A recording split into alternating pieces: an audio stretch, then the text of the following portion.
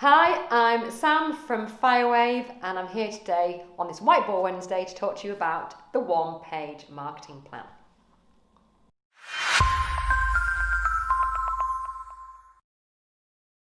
So what is a one-page marketing plan? Have a guess. It's a marketing plan written on one page. And if you're watching this, you're watching number 1 of 3 videos where I explain to you on these Whiteboard Wednesdays exactly how to create a one-page marketing plan for your business and your agency.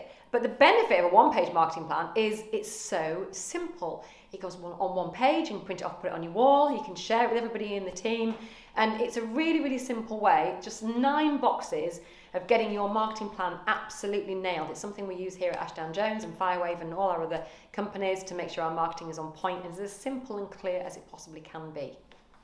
In short, if it doesn't fit on a one-page marketing plan, it probably doesn't belong in your marketing strategy. So it's divided into 3, as you can see from my beautiful handwriting down the left-hand side.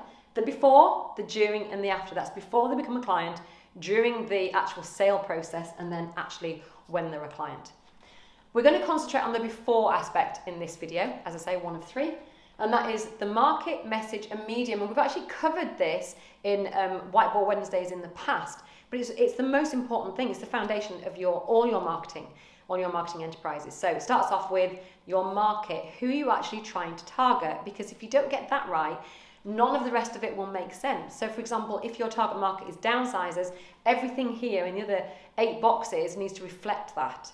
So our target market here in the Lake District is selling unique and beautiful homes in very special locations over £500,000 asking price, and that is our target market.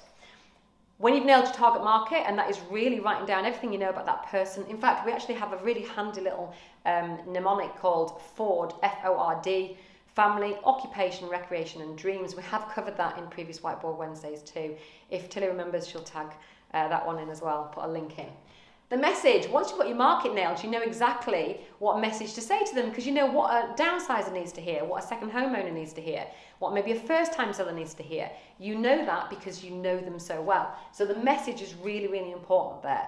A message, for example, for a downsizer is it's all about maximising their investment and taking the time over that transition.